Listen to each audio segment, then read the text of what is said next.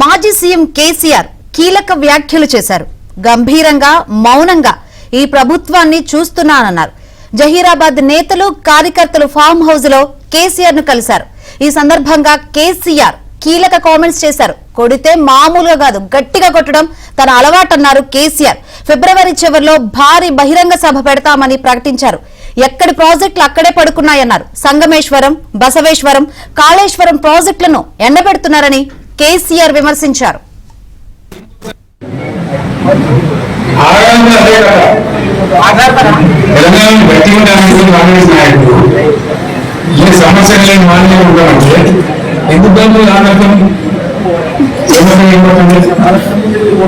మనోళ్ళైతే తెలియకపోతామని భయంలోనే మనం జబర్దస్తిలోనే అందలేకపోతాం.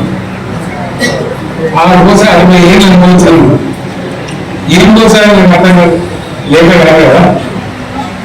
కరెంట్ ఏం కోసం ఏం ప్రవేశించాలనుకున్నాము, బాధలు ఆడాలంటే జోకులు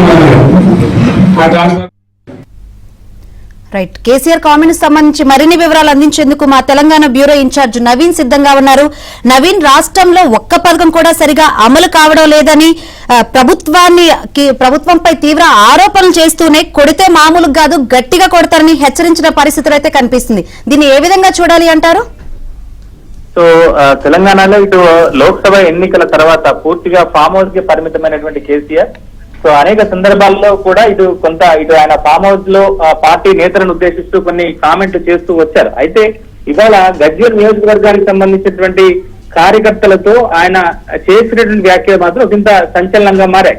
సో ఇప్పటి వరకు ఫామ్ హౌస్ కి పరిమితమైనటువంటి కేసీఆర్, సో అసెంబ్లీ సమావేశాలకు కనీసం హాజరు కానటువంటి కేసీఆర్, మరోవైపు రాష్ట్రంలో ప్రతిపక్ష నేతగా ఉన్నటువంటి కేసీఆర్ ఎక్కడ కూడా ఆ పాత్ర పోషించకపోవడం పట్ల ఇటు బీజేపీ నుంచి, అలానే కాంగ్రెస్ పార్టీ నుంచి, అలానే ముఖ్యమంత్రి నుంచి అనేక విమర్శలు వస్తున్నాయి. సో ఇప్పుడు ఆయన చేసినటువంటి వ్యాఖ్యలు మాత్రం ఒకంత సంచలనంగానే మారాయి. ఎందుకంటే పార్టీ ఈ ఫిబ్రవరిలో వరంగల్ ఒక భారీ బహిరంగ సభకు ప్లాన్ చేస్తుంది. అలానే ఏప్రిల్లో ప్లీనరీ సమావేశాలకు కూడా బీఆర్ఎస్ పార్టీ ప్లాన్ చేస్తోంది.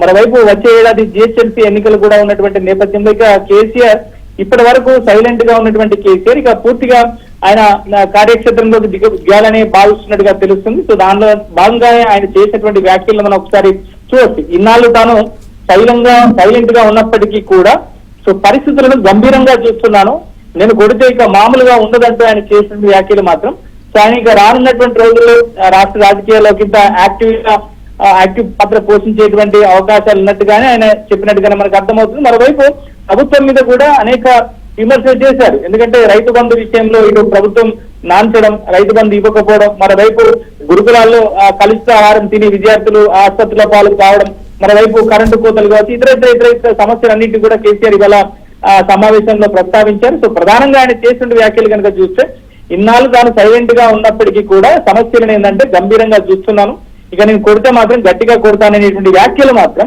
సో ఆయన ఇక ఇన్నాళ్ళు ఆయన మౌన ముద్ర నుంచి ఒకంత బయటికి వచ్చి తెలంగాణలో ఇంత యాక్టివ్ పాత్ర పోషించేటువంటి అవకాశాలు ఉన్నట్టుగా తెలుస్తుంది. సో మొత్తం మీద బడ్జెట్ సమావేశాలు కూడా ప్రారంభం కాబోతున్నాయి ఈ ఫిబ్రవరిలో కానీ మార్చిలో కానీ. మరి బడ్జెట్ సమావేశాలు కేసీఆర్ హాజరవుతారా లేదా బహిరంగ సభల ద్వారా ఆయన మళ్ళీ తెలంగాణ రాజకీయాల్లో కింద చురుకైన పాత్ర పోషిస్తారనేది మాత్రం